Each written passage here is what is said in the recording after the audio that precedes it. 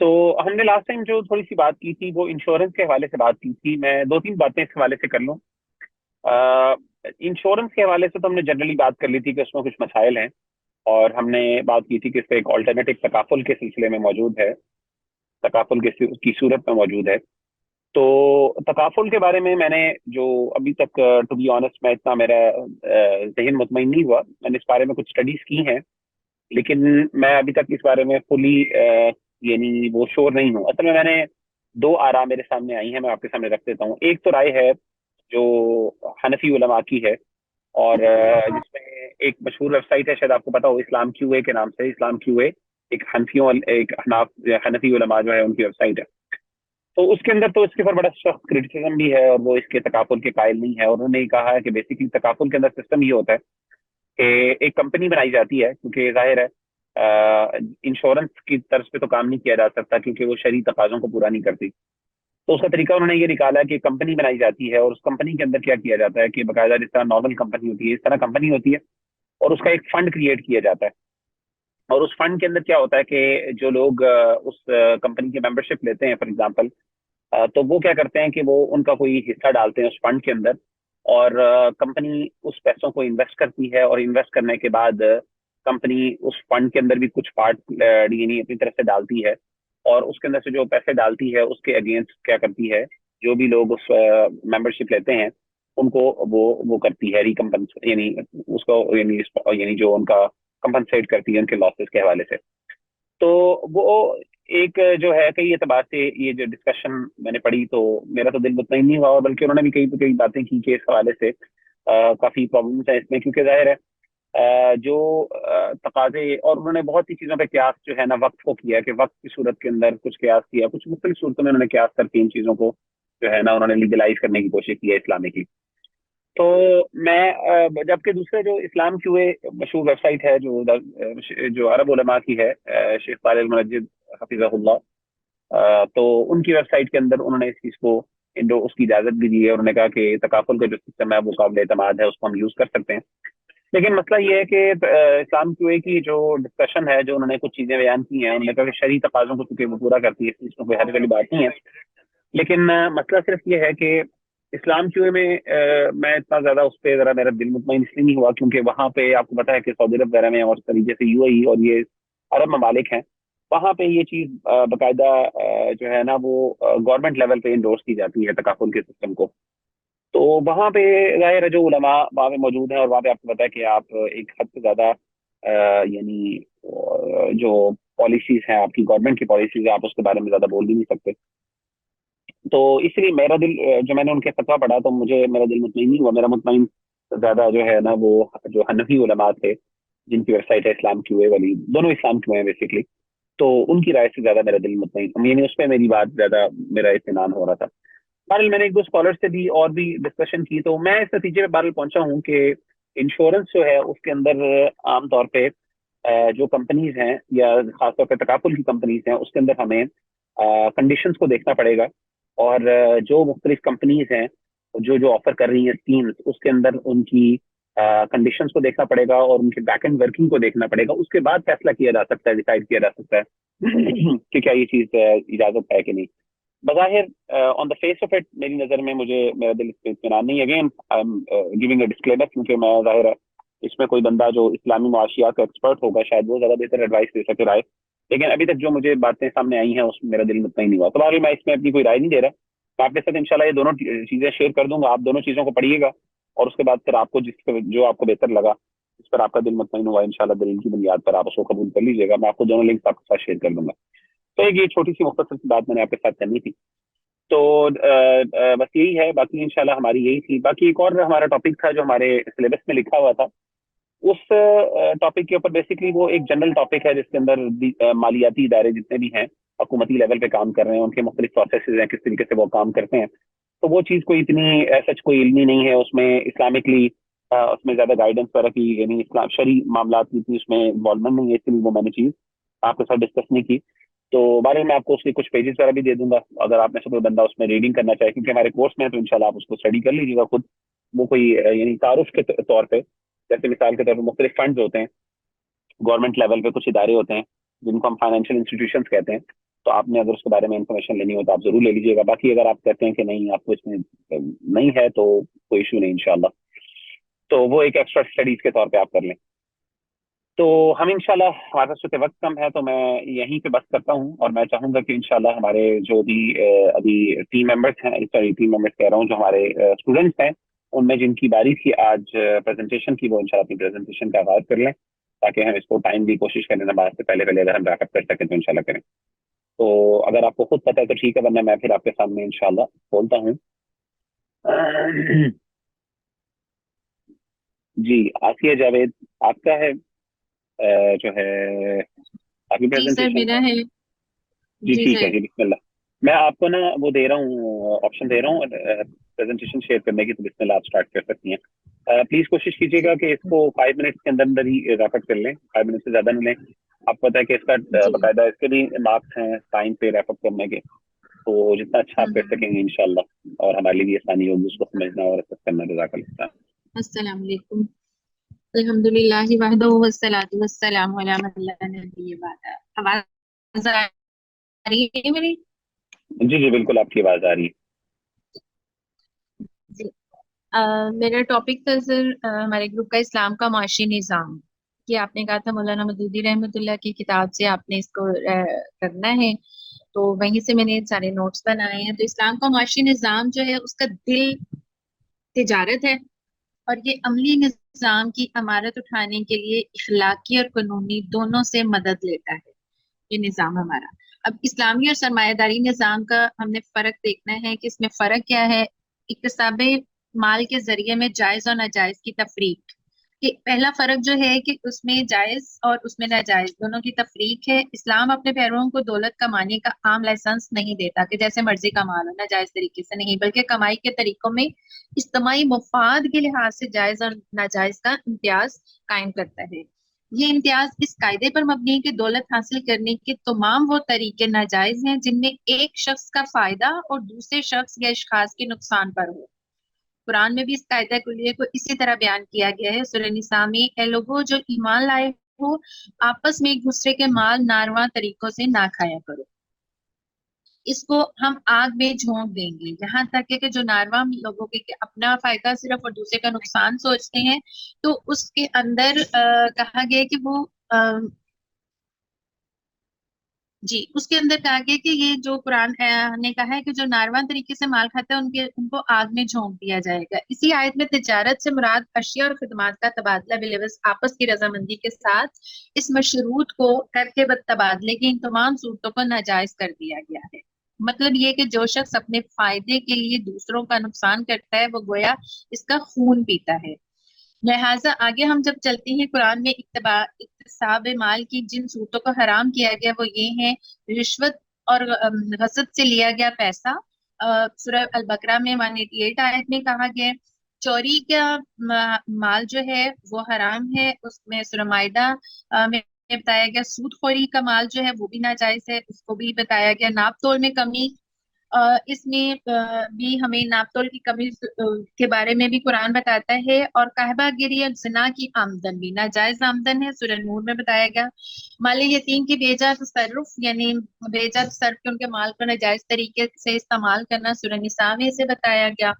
اور بت گری جو کہ عمومی طور پہ تھا نبی صلی اللہ علیہ وسلم کے دور میں, سورہ مائدہ میں. اور قسمت بتانے والے کو بھی. لہٰذا یہ سارے جو ہیں یہ ناجائز منافع خوری اور جس پہ قرآن نے ہمیں منع کیا ہے. اب اگلی چیز جو ہے مال جمع کرنے کی ممانعت بھی ہے. اس میں اہم حکم جو ہے ہمارا معاشی نظام کا مال جمع کر کے رکھنا بھی, اس کی بھی ممانعت کی گئی ہے. جیسا کہ سورہ ال عمران میں بتایا گیا, جو لوگ اللہ کے دیے ہوئے فضل میں بخل کرتے ہیں اور یہ گمان نہ کریں کہ یہ فعل ان کے لیے اچھا ہے, بلکہ در حقیقت یہ ان کے لیے برا ہے. کہ مال تو اللہ نے دیا ہے, اس کو گردش میں نہیں لا رہے, تقسیم دولت میں توازن برقرار نہیں رکھ رہے, دولت سمیٹ کر جمع کرنے والے ہیں. نہ صرف خود بلکہ بدترین جو ہے وہ اخلاقی امراض میں مبتلا ہوتے ہیں. اس کے ساتھ ساتھ پھر جو لوگ قرآن نے یہ بھی بتایا کہ سورہ توبہ میں کہ جو لوگ سونا اور چاندی جمع کرتے ہیں اور اس کو اللہ کی راہ میں خرچ نہیں کرتے, ان کو عذاب علیم کی خبر دے دیں. کہ سونا چاندی جمع کرنا, مال کو جمع کرنا, پہلے تو یہی تھا نا سرمایہ, سونا اور چاندی. دراصل سرمایہ داری کی جو جڑ ہے وہ یہی ہے کہ اس کو استعمال میں لایا جائے. اسلامی سرے سے اس بات کو پسند نہیں کرتا کہ آدمی اپنی ضرورت سے زائد دولت کو جمع کر کے رکھے. اسلام اس چیز کی اجازت نہیں دیتا. خرچ کرنے کا حکم ہے، جمع کرنے کے بجائے اسلام خرچ کرنے کا کہتا ہے. اور وہ اس طرح سے سورہ بقرہ میں کہتے ہیں، اور تم سے پوچھتے ہیں کہ اللہ صحابہ نے پوچھا تھا تو وہی آیات آئیں، اور تم سے پوچھتے ہیں کہ کیا خرچ کریں، تو کہو کہ جو ضرورت سے زائدہ وہ خرچ کر دیں. لہٰذا ہمارا اسلامی سرمایہ دارانہ نظام کے اندر خرچ کرنے کا حکم ہے.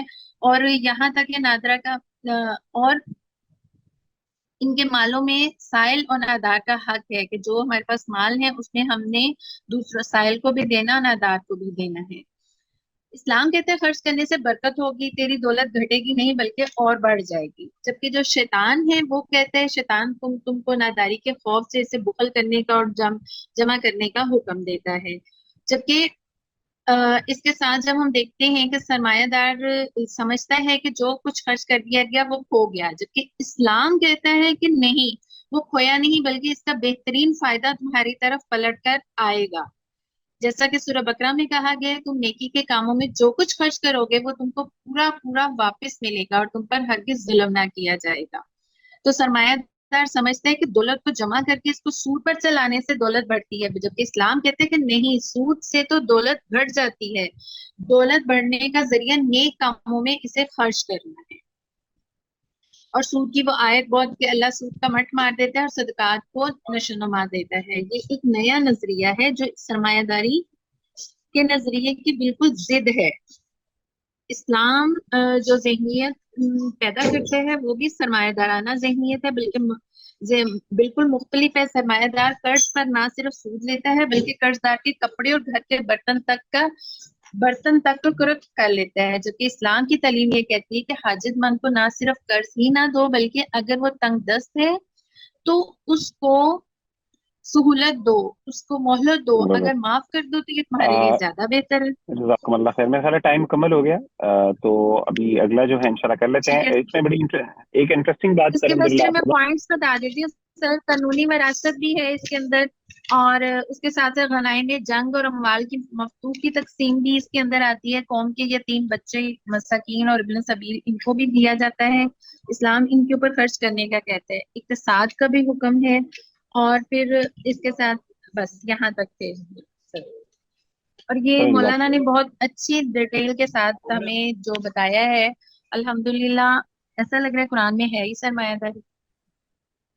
اچھا، ایک انٹرسٹنگ بات یہ ہے کہ ماشاءاللہ جو اگر آپ دیکھیں اسلام کی، جب میں نے یہ کتاب پڑھی تھی تو ایک انٹرسٹنگ بات اس میں یہ ہے کہ اور جو میری بڑی وہ بھی تھی، نئی بھی تھی، وہ یہ تھی کہ اسلام جو ہے وہ اجازت نہیں دیتا کسی بھی بندے کو کہ وہ ایک یعنی کچھ ایسی زمین پہ ملکیت رکھے جس کو ایک خاص وقت تک کے لیے وہ اس کو یوٹیلائز نہ کر سکے. تو اگر کسی کے پاس ایسی زمین ہے اور یعنی بہت زیادہ زمین ہے اور وہ اس کا فائدہ یعنی اس کو پروڈکشن کے اندر نہیں لے کے آ رہا، اس سے کوئی فائدہ نہیں جنریٹ کر رہا اور اس سے یعنی اس کو یوز میں نہیں لا رہا، تو اسلام میں اس بات کا حکم ہے باقاعدہ کہ خلیفہ وقت یا جو ذمہ دار ہے، گورنر ہے یا ولی الامر ہے، وہ کیا کر سکتا ہے کہ اس سے وہ زمین لے سکتا ہے اور ایسے بندے کو دے دے گا جس بندے کے پاس ٹائم ہے یا جو بندہ جس کے پاس کیپیسٹی ہے وہ اس کو کر سکتا ہے. تو سبحان اللہ بھی ہم دیکھتے ہیں کہ ایسے لینڈ لارڈز موجود ہیں جن کے پاس پتہ نہیں کتنے جو ہے نا وہ زمینیں موجود ہیں، اور ان زمینوں کے مربے اندر موجود ہے سر سندھ کے اندر، اور مجھے تو لگتا ہے یا تو ہم انہیں مسلمان کہنا چھوڑ دیں، وہ مسلمان نہیں ہے. سبحان اللہ ایسا ہی ہے. اور اس کے اندر کوئی یوٹیلائزیشن نہ وہ کرنے دیتے ہیں اس میں کوئی کام، کیونکہ اگر وہ کرنے دیں گے تو جو لوگ ہیں وہ بھی تھوڑا سا پراسپیرٹی کی طرف جائیں گے اور سبحان اللہ جی اتنا ظلم ہو جاتی ہے. اسی طریقے سے ایک اور انٹرسٹنگ بات یہ ہے کہ وہ زمین جو کہ اوپن پڑی ہوئی ہے، یعنی فار ایگزامپل کسی جگہ پہ اس میں کاشتکاری کی جا سکتی ہے اور وہ کسی کی بھی ملکیت نہیں، تو اگر کوئی بندہ ادھر وہ اس میں کاشتکاری شروع کر دیتا ہے، اس کو یوٹیلائزیشن اس کی شروع کر دیتا ہے، تو وہ زمین پھر اس کے حوالے کر دی جاتی ہے. یہ بھی بڑی انٹرسٹنگ بات ہے. ابھی ہمارے ملک میں سبحان اللہ اتنی جو ہے وہ ایسی زمینیں موجود ہیں جہاں پہ بیچارے لوگ ہیں، اگر ان کو دے دی جائیں کسانوں کو تو وہ اس میں سے بہت سے فائدہ اٹھا سکتے ہیں، لیکن چونکہ وہ ان کی ملکیت نہیں، انہوں نے اس کے پیسے نہیں دیے، نہ وہ خرید سکتے ہیں، حکومت نے اپنی ملکیت میں رکھی ہوئی ہے، اس وجہ سے وہ نہیں ہو سکتا.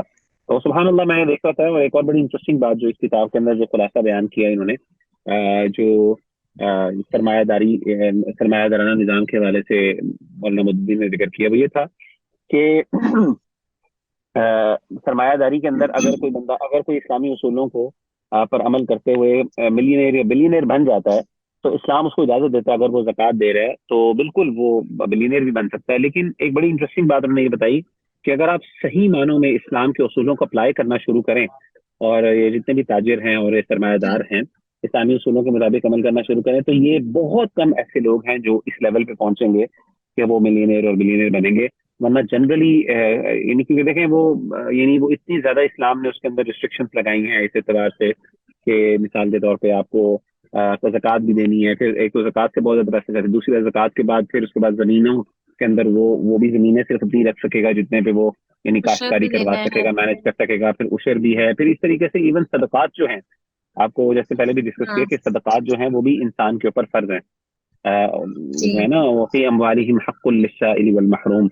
تو اس سے بعض علماء نے استدلال کیا، ہمارے استاد جو شیخ انس ہیں وہ یہ کہا کرتے ہیں کہ زکوٰۃ جو ہے نا وہ بھی یعنی صدقات بھی فرض ہیں، اگرچہ صرف یہ ہے کہ صدقہ جو ہوتا ہے اس کی ایک تو اماؤنٹ طے نہیں ہے اور اس طریقے سے اس کا وقت طے نہیں ہے، لیکن وہ بھی فرض ہے۔ کوئی بندہ یہ نہیں کہہ سکتا کہ میں زکوٰۃ دیتا ہوں تو مجھے اس کے علاوہ کچھ دینے کی ضرورت نہیں، یہ صدقات بھی فرض ہیں آپ کو، تو وہ صدقات انفاق بھی۔ فی سبیل اللہ بھی سر، ہاں جی، انفاق کی سبیل اللہ وہی مراد ہے۔ اس میں تو بہت حکومت انفاق جو فی ہے، سبیل اللہ بھی آ گئی سر۔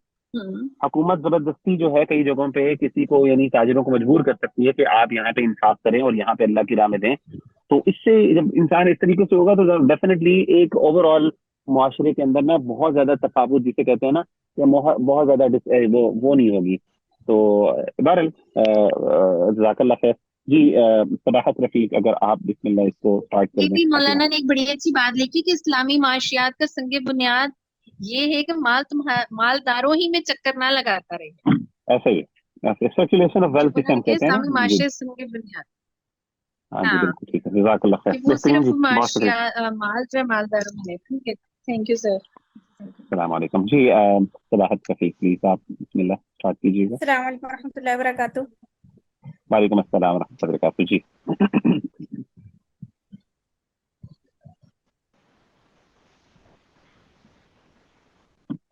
استاد محترم اسکرین شو ہو رہی ہے؟ جی جی بسم اللہ، جی جی آپ پلیز اسٹارٹ کریں۔ نحمده ونصلي على رسوله الكريم، اما بعد، فاعوذ باللہ من الشیطان الرجیم، بسم اللہ الرحمن الرحیم۔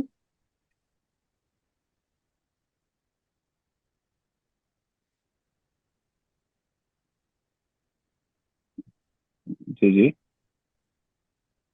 جو میری اسائنمنٹ کا موضوع تھا وہ اسلام اور عدل اجتماعی تھا، یعنی اسلام میں جو ہے وہ کس طرح سے اس سارے سسٹم کو، یعنی جو جمہوریت ہے، یہ سرمایہ دارانہ نظام اور اشتراکیت ہے، اس کو کس طرح سے سب کے درمیان عدل کرتے ہیں۔ تو سب سے پہلے جو ہے وہ مولانا مودودی نے یہ چیز بتائی ہے کہ کس طرح سے شیطان جو ہے وہ کسی بھی باطل، کسی بھی غلط چیز کو ایک حق بنا کر، خوشنما بنا کے انسانوں کو پیش کرتا ہے، اس کو بتاتا ہے کہ بھائی یہی صحیح ہے جو وہ چیز اڈاپٹ کر رہے ہیں۔ حالانکہ ایسا نہیں ہوتا، اللہ تعالیٰ کی تعلیمات اور رسول صلی اللہ علیہ وسلم کی تعلیمات سے جو ہے ان کے علاوہ کوئی بھی چیز جو ہے وہ حق نہیں ہے۔ تو سب سے پہلے انہوں نے جو ہے وہ اس میں سرمایہ دارانہ نظام اور اشتراکیت، ان دونوں نظام کو جو ہے وہ تھوڑا سا ایکسپلین کر کے، اور یہ بتایا ہوا ہے کہ یہ دونوں جو ہے نظام در حقیقت جو ہے وہ اللہ تعالیٰ کے دیے ہوئے نظام سے کیا ہے، متضاد ہیں۔ یہ اس کو فالو جی نہیں کرتے، بلکہ کیا ہے کہ یہ انسان کے اپنے بنائے ہوئے نظام ہے، جس میں جو ہے وہ لوگوں پر ظلم اور زیادتی ہوتی ہے۔ اور پھر ایک یہ دھوکہ دیا جاتا ہے کہ اصل میں یہ جو اشتراکیت ہے یہ کیا ہے، عدالت اجتماعیہ، یعنی اسی کو یہ سمجھا جاتا ہے کہ اسلام میں جو عدالت اجتماعیہ ہے وہ اشتراکیت ہے، لیکن اصل میں ایسا نہیں ہے، بلکہ کیا ہے کہ یہ اسلام سے متصادم ہے۔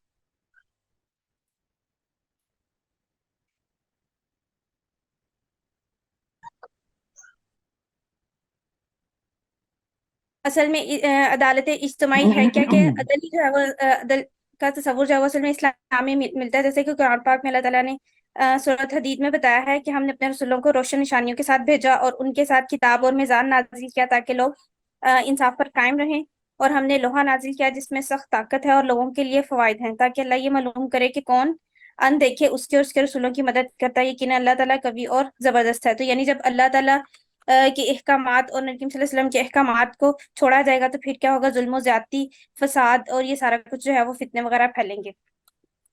عدالت اجتماعی جو اسلام ہمیں نظام دیتا ہے اس میں جو ہے وہ صرف نہ صرف یہ کہ اجتماعی طور پر بلکہ انفرادی طور پر بھی انسان کی جواب دہی کا، ایک انسانی شخصیت کی نشوونما ایک انفرادی طور پر جب جو ہے وہ آپ میں جواب دہی کا احساس پیدا ہوتا ہے کہ آپ کو پتا ہے کہ اگر آپ ایک مال و دولت کما رہے ہیں، اس کو آپ خرچ کریں اور آپ نے اس کو ایک جائز جگہ پر خرچ کرنا ہے، اور آپ جو ہے وہ جہاں پہ خرچ کریں گے تو آپ کا آپ سے اس کے بارے میں جواب دہی بھی کی جائے گی، تو پھر انسان جو ہے وہ خود بخود دولت کو ایک اچھے طریقے سے اور اللہ تعالیٰ کے حکم کے مطابق استعمال کرتا ہے۔ انفرادی آزادی، اور اسی طرح جب آپ انفرادی آزادی بھی اسی سے ہی حاصل ہوتی ہے، اجتماعی ادارے اور ان کا اقدار، جبکہ حکومت جو ہے وہ یہ چاہتی ہے کہ ہم جو ہے وہ لوگوں کی آزادی کو سلب کر لیں اور لوگوں کی آزادی کو سلب کر کے ان کے مال و دولت کو استعمال کریں۔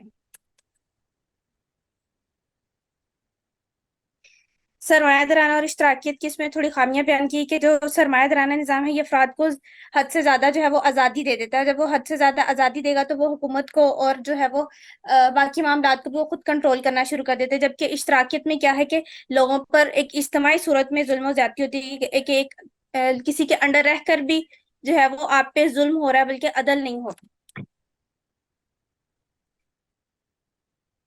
عدل اسلامی، اس میں ایک تو بات یہ ہے کہ آزادی ہر فرد کو اپنے محدود دائرے میں رہتے ہوئے اپنے مال و دولت کو خود سے تصرف کرنے کا اختیار حاصل ہوتا ہے۔ دوسرا یہ کہ انتقال دولت یعنی دولت کو منتقل کرنا، اس کی بھی اسلام نے ہمیں جو ہے وہ بتایا ہے۔ تین طرح سے جو ہے وہ دولت کا انتقال ہوتا ہے۔ ایک تو یہ کہ کسی کو کوئی چیز خود سے ہبہ کر دی جائے، عطیہ کر دی جائے، یا حکومت جو ہے وہ اجتماعی طور پر کسی دوسرے ملک کو یا کسی ایسے فلاحی ادارے میں کسی طرح سے دوسرے ملک کی ان کو دیں۔ اور دوسرا یہ کہ وراثت کی تقسیم، جیسے کہ جو ہے وہ وراثت کی تقسیم ہمیں بتائی گئی ہے قرآن میں کہ کسی فرد کے فوت ہونے کے بعد جو اس کا مال ہے وہ اس کے شرعی قاعدے کے مطابق جو ہے اس کی وراثت اس کے خاندان میں تقسیم ہو جاتی ہے۔ اور تیسرا جو ہے وہ ہمارے پاس ہے تصرف دولت پہ پابندیاں۔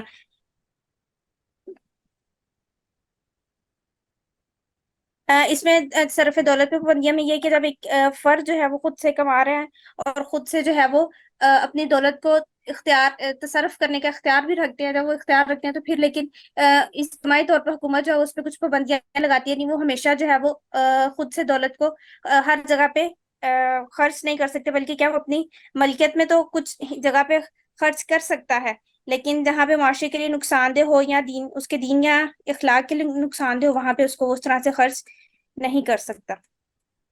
اس کے علاوہ عدل اسلامی جو ہے وہ معاشرتی طور پہ خدمت کا بھی ہمیں جو ہے وہ حق دیتا ہے، جس طرح سے اگر کسی کے پاس ایک زائد نصاب سے زیادہ مال و دولت جمع ہو گیا تو وہ جو ہے وہ زکوٰۃ ادا کرے گا۔ جب وہ زکوٰۃ ادا کرے گا تو اس طرح سے زکوٰۃ ادا کرنے سے دولت کی تقسیم ہوگی اور معاشرے میں جو ہے وہ دولت ایک فرد سے دوسرے کو منتقل ہوگی۔ جی استحصال ظلم، اس میں جو ہے وہ یہ چیز ہے کہ جب مالک زمین ہے یا اس کے اندر جو بھی لوگ کام کریں، یعنی ایک باس ہے اور ایک امپلائی ہے، تو ان کے درمیان جو ہے وہ معاملات کو ایک اچھے طریقے سے ہینڈل کرنا آنا چاہیے۔ اگر وہ نہیں کریں گے تو پھر وہ کسی قانونی طور پر کوئی قانونی طور پہ جو ہے وہ طریقہ کار استعمال کر سکتے ہیں کہ اگر جو ہے وہ انصاف ان دونوں کے درمیان قائم نہیں رہ سکتا۔ بس یہی ساری جو تھی وہ اسائنمنٹ ہے۔ اللہ آپ کو جزائے خیر دے، بارک اللہ فیکم۔ بہت اچھا آپ نے کور کیا اس کو، بڑی کوشش کی آپ نے اس کو ٹائم پہ کیا، اور سب سے اچھی بات یہ تھی ماشاء اللہ کمپریہنسولی آپ نے اس کو کور کیا۔ الحمدللہ، good to go from my side. آگے کوئی اور انشاءاللہ کسی اور کی باری جس نے کرنا ہو؟ حماد رفیع جو ہیں انہوں نے بتا دیا مجھے کہ وہ نہیں دے سکیں گے کیونکہ ان کی رمضان وہ حج پہ تھے اور ابھی نماز کے جا رہے ہیں۔ ٹھیک ہے، اور کوئی بھائی اور بہن جو تیار ہوں تو انشاءاللہ بسم اللہ اس کو ہم مکمل کر لیں آج، تاکہ بعد میں ہم اس کو جو ہے نا ہم جی اینی ون جو پریزنٹیشن جن کی رہ گئی ہیں پلیز۔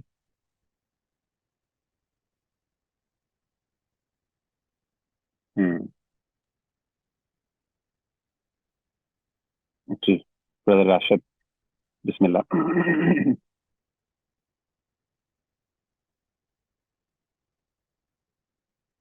راشد بھائی آپ کی نا مجھے آواز نہیں آ رہی، I don't know باقیوں کو آ رہی کہ نہیں آ رہی۔ جی جی جی جی اب آ رہی ہے، بسم اللہ جی۔ جی السلام علیکم۔ جی وعلیکم زمین السلام کی ورحمۃ اللہ ملکیت کا مسئلہ ہمارا موضوع ہے، اور معاشیات اسلام چھٹے باب میں سے لیا ہم نے۔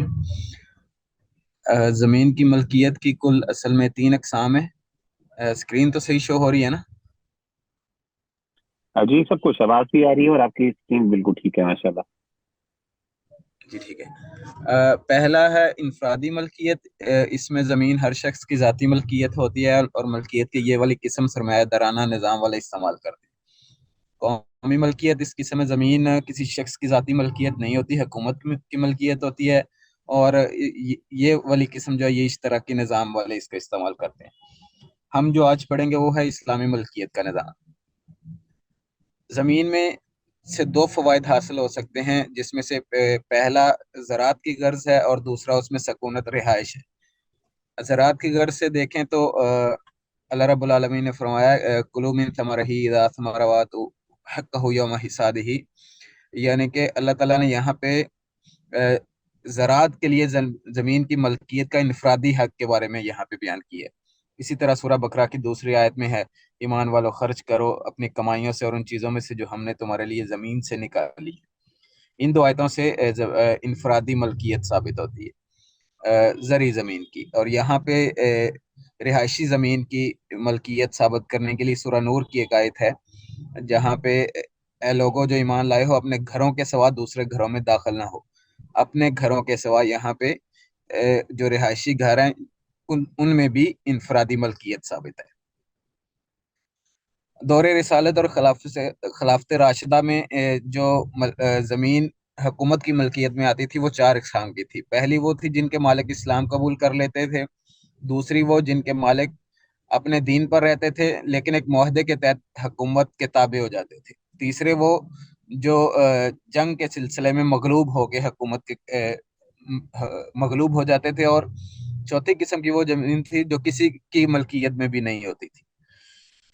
پہلی قسم میں اگر ہم دیکھیں تو اس میں ہے کہ جب بھی کوئی اسلام قبول کر لیتا ہے تو وہ اپنی جان اور مال کو محفوظ کر لیتے ہیں، اس لیے وہ والی زمین جو اسلام قبول کرنے سے پہلے کسی کی تھی وہ اسلام قبول کرنے کے بعد بھی اسی کی ہی رہے گی۔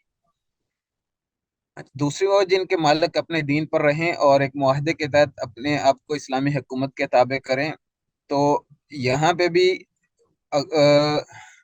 ابو داؤد میں ہے کہ جو معاہدہ ہو صرف اتنا ان سے لیا جائے گا، اس سے زیادہ نہیں لیا جائے گا۔ اگر کبھی ایسا ہو کہ کسی قوم سے تمہاری جنگ ہو اور پھر وہ تمہارے سامنے آ کر اپنی اور اپنے بال بچوں کی جانیں بچانے کے لیے اپنے مال دینے پر تیار ہو جائیں، یعنی کہ وہ معاہدہ کر لیں، تو ایسی صورت میں جس چیز پر ان سے تمہاری صلح ہو اس سے زائد کچھ نہیں لینا، کیونکہ وہ تمہارے لیے جائز نہیں۔ یہ بھی اسی کی ایک دلیل مزید ہے۔ جن کے مالک بزور شمشیر مغلوب ہوں گے، یہاں پہ ان کے بارے میں آپ کچھ طرز عمل ہیں جو ہمیں ملتے ہیں، ان میں سے پہلا ایک طرز عمل وہ ہے جو نبی صلی اللہ علیہ وسلم نے مکہ میں اختیار فرمایا تھا، جو کہ فتح کے بعد آپ نے فرمایا تھا لا تثریب علیکم اليوم، اور مفتوحین کو پوری جان و مال کی معافی دے دی تھی، اور جس چیز کے وہ مالک تھے اور وہی ان کے مالک رہے، اور ان کی زمینوں میں سے عشر اور یعنی کہ عشری زمینیں بن گئی تھی، عشر دینا ان کے لیے جائز تھا۔ دوسرا طرز عمل تھا جو آپ صلی اللہ علیہ وسلم نے خیبر میں اختیار فرمایا، یعنی کہ جو علاقے فتح ہوئے تھے وہ مال غنیمت ہو گئے، اور اس صورت میں جو سابقہ مالک تھے ان کی ملکیت ساقط ہو گئی، ایک حصہ خدا اور رسول صلی اللہ علیہ وسلم کے حق میں آ گیا، اور باقی زمین ان لوگوں میں تقسیم کر دی جو لشکر میں شامل تھے۔ اب وہ جو لشکر میں شامل ان کو جو زمینیں ملی تھی ان پر عشر لگا دیا گیا تھا۔ پھر تیسرا طرز عمل تھا جو حضرت عمر نے ابتدائی شام اور عراق میں اختیار فرمایا، اور بعد میں تمام مفتوحہ علاقے ممالک کا بندوبست اسی کے مطابق ہوا، اور وہ یہ تھا کہ مفتوحہ علاقے کو فاتح فوج میں تقسیم کرنے کے بجائے اس کو تمام مسلمانوں کی اجتماعی ملکیت قرار دیا۔ اس انتظام میں مسلمانوں کی طرف سے نیابتاً اپنے ہاتھ میں لے لیا، اصل باشندوں کو حسب سابق ان کی زمینوں پر بحال رہنے دیا، ان کو ذمہ قرار دے کر ان پر جزیہ و خراج عائد کر دیا۔ یہ بظاہر لگتا ہے کہ یہاں پہ حکومت کی ملکیت میں آ گئی ہے، لیکن ان کے مالک بھی انہی کو رہنے دیا گیا تھا جو ان کے پہلے مالک تھے، اور ان سے جزیہ اور خراج وصول کرنا شروع کر دیا تھا، وہ ان کی وراثت بھی بنتی تھی وہ ضمیر، اور وہ اس کو بیچنا چاہتے تو بیچ بھی سکتے تھے۔ اچھا، دوسری پھر وہ زمین جو کسی کی ملکیت نہیں تھی، اس میں دو اقسام آتی ہیں، ایک موات اور ایک خالصہ۔ موات وہ زمینیں ہیں جن کے مالک مرکب گئے ہوں، یا جن کا کبھی کوئی مالک رہا نہ ہو، یا جو جھاڑیوں اور دلدلوں اور سیلابوں کے نیچے آ گئی ہو۔ اور خالصہ زمینیں وہ ہیں جن کو یا تو مالکوں نے خود دستبردار ہو کر حکومت کو دیا ہو، یا دوسری وہ ہیں جن کے مالکوں کی اسلامی حکومت نے بے دخل کر کے خالصہ کر دیا تھا، جس طرح بنی نذیر کی زمینیں تھی۔ تیسری وہ ہیں جو مفتوحہ علاقوں میں خالصہ قرار دی گئی تھی، جس طرح عراق میں کسرا میں اور اس کے اہل خاندان کے قبضے میں تھیں جو زمینیں، یا جن کے مالک جنگ میں مارے گئے تھے یا بھاگ گئے تھے، ان کو حضرت عمر رضی اللہ تعالیٰ عنہ نے خالصہ قرار دے گیا تھا۔ ان کا کیا حکم ہے؟ مواد کے بارے میں ہے کہ حضرت عائشہ رضی اللہ تعالیٰ عنہ فرماتی ہیں کہ نبی صلی اللہ علیہ وسلم نے فرمایا، جس شخص نے کسی ایسی زمین کو آباد کیا جو کسی دوسرے کی ملکیت نہ ہو، وہی اس کا زیادہ حقدار ہے۔ اور اسی پہ حضرت عمر رضی اللہ تعالیٰ عنہ نے عمل کیا تھا، اسی کی دلیل نیچے ہے۔ اچھا، یہاں پہ اس پہ ایک کنڈیشن یہ ہے جس کا بھی آپ پہلے ذکر کر رہے تھے، کہ اگر کسی کو کوئی زمین ملی ہے اور وہ اس کو استعمال نہیں کر رہا 3 سال تک، تو اس کے بعد اس کو لینے کا حق کوئی نہیں ہے، وہ اس سے حاکم لے کے کسی اور کو وہ دے سکتا ہے۔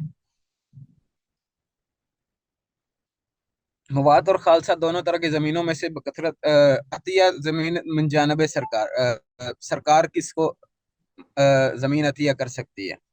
مواد اور خالصہ دونوں طرح کی زمینوں میں سے بکثرت کے تحت نبی صلی اللہ علیہ وسلم نے خود بھی لوگوں کو عطا فرمائے، اور آپ کے بعد خلفائے راشدین بھی برابر اس میں عطیہ دیتے رہے۔ اس کی کچھ مثالیں ہم نے یہاں پہ لکھی ہیں۔ عروہ بن زبیر کہتے ہیں رضی اللہ تعالیٰ عنہ، حضرت عبد الرحمن بن عوف نے بیان کیا کہ رسول اللہ صلی اللہ علیہ وسلم نے ان کو اور حضرت عمر بن خطاب کو چند زمینیں عطا کی، پھر عثمان کے زمانے میں حضرت زبیر نے خاندانی عمر کے لوگوں سے ان کے حصے کی زمین خرید لی، اور اس کی خریداری کی توثیق کے لیے حضرت عثمان کے پاس حاضر ہوئے اور ان سے کہا کہ حضرت عبد الرحمن بن عوف کی شہادت دیا کہ نبی صلی اللہ علیہ وسلم نے یہ زمینیں ان کو اور عمر بن خطاب کو عطا کی، سو میں نے ان کا حصہ خرید لیا ہے۔ اس پر عثمان رضی اللہ عنہ نے کہا، عبد الرحمن سچی شہادت دینے والے ہیں، خواہ وہ ان کے حق میں پڑھتی ہو یا نہیں۔ یہاں سے یہ ثابت ہوتا ہے کہ سرکار زمین عطیہ دے سکتی ہے، یہ بھی اسی کی ایک مثال ہے۔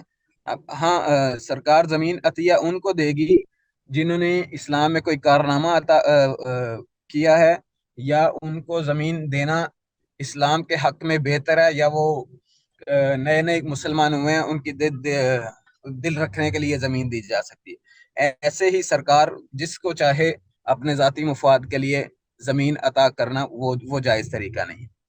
جزاکم اللہ خیرہ۔ جزاک اللہ خیر، بہت شکریہ آپ کا، بارک اللہ فیکم، بڑا اچھا آپ نے اس کو کور کیا اور بڑا اچھا خلاصتاً آپ نے ذکر کیا۔ جی اور کوئی اس میں کرنا چاہے والی بات، یعنی اپنا جو جن کا رہتا ہے؟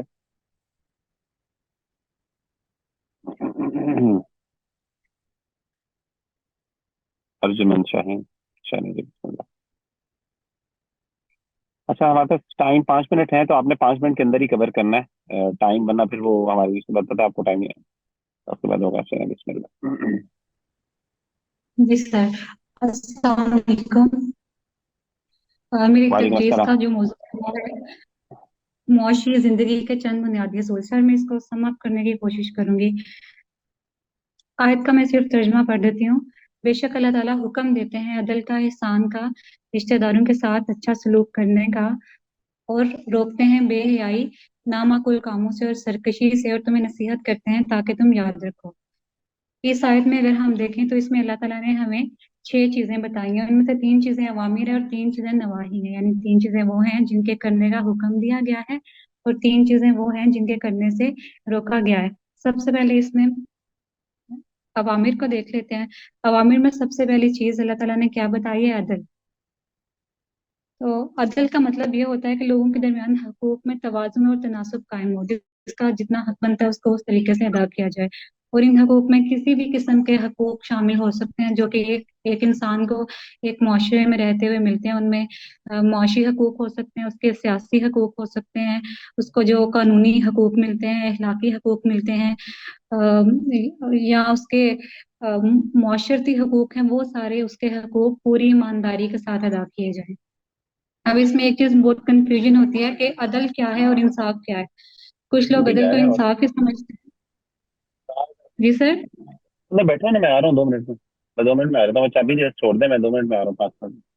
और सॉरी मैडम, सॉरी। अच्छा, आप प्लीज कंटिन्यू करें। मैं लेकिन अदल और इंसाफ दो मुख्तलिफ चीजें हैं। अदल का मतलब है कि जिस शख्स का जितना मुनासिब हिस्सा बन रहा है, जिसका जितना हक है उसको उतना दिया जाए, जबकि इंसाफ यह है, जैसे इस पिक्चर में भी हमें नजर आ रहा है कि इंसाफ यहाँ पे हो रहा है, लेकिन इसमें तीनों शख्स जो है वो अपॉर्चुनिटी को उस तरह से इंजॉय नहीं कर पा रहे। तो इस्लाम हमें अदल का हुक्म देता है। इस तरह अगर हम इस्लामी माशियत में भी देखें तो इसमें हमें एक किरदार देखने को मिलता है हिस्ट्री में, मेंसा मूसा, जिसने चाहा था कि लोगों के दरमियान इक्वालिटी कायम हो जाए, और उसने फिर कोशिश भी की मुआशी लिहाज से, लेकिन उससे क्या हुआ कि इकानमी क्रैश कर गई। और अगर हम इसको देखें अदल को, तो बाज हसीयतों में तो अदल मसावात हो सकता है, मसलन हकूक शहरियत में कि जितने भी शहरी हैं एक मुल्क के, उन सबको एक जैसे हकूक दिए जाएं। लेकिन अगर हम दूसरी हैसियतों में देखें तो अगर अदल को हम मसावात के मानी में या इंसाफ के मानी में लें, निस्फ करने के मानी में, तो बिल्कुल खिलाफ अदल है।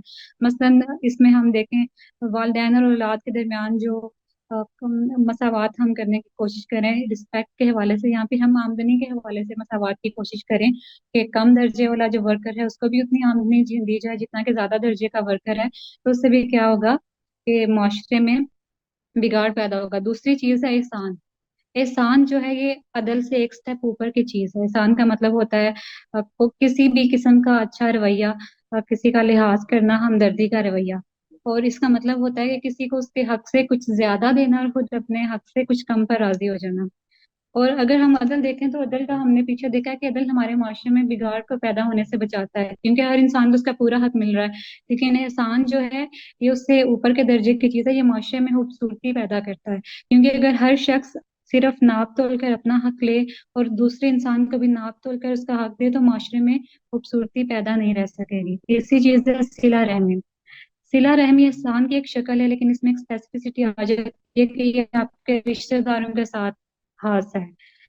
और इसमें हमें पता चलता है कि सबसे पहले अवलीन हकदार एक इंसान के पेरेंट्स होते हैं, उसके बाद उसके बीवी बच्चे, उसके बहन भाई, जैसे करीब वैसे रिश्तेदारों का हकूक अदा होता है। ये चीज भी आती है बात अच्छा सलूक करें। और इसमें एक वाक्य देखने को मिलता है कि एक यतीम बच्चा था, तो उसके चचा जात को हजरत उमर रज़ी अल्लाह अन्हु ने मजबूर किया कि उसकी कफालत में, और वैसा नहीं चाहते थे, फिर उन्होंने फरमाया कि अगर इनसे कोई करीबी होते तो वो उसको सौंपते।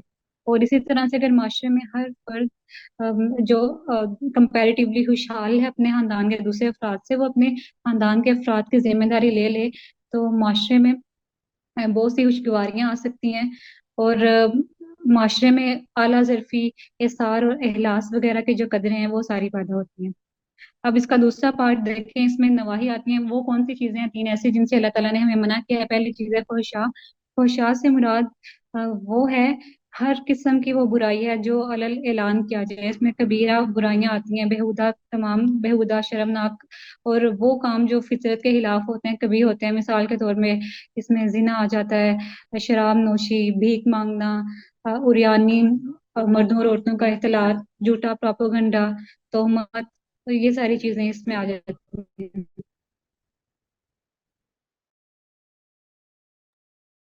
मुकम्मल होगी आपकी?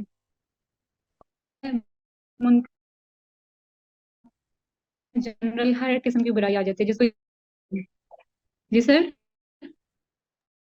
जी जी, प्लीज कंटिन्यू करें। आपका 1 मिनट रह गया बस, और जल्दी तीसरी से इसमें इसको चीज मुकम्मल। है बगी। बगी का मतलब होता है कि अपने हक से तजावुज करना। तीसरी चीज है कि अपने हक से तजावुज करना। ये हकूक किसी भी किस्म के हो सकते हैं।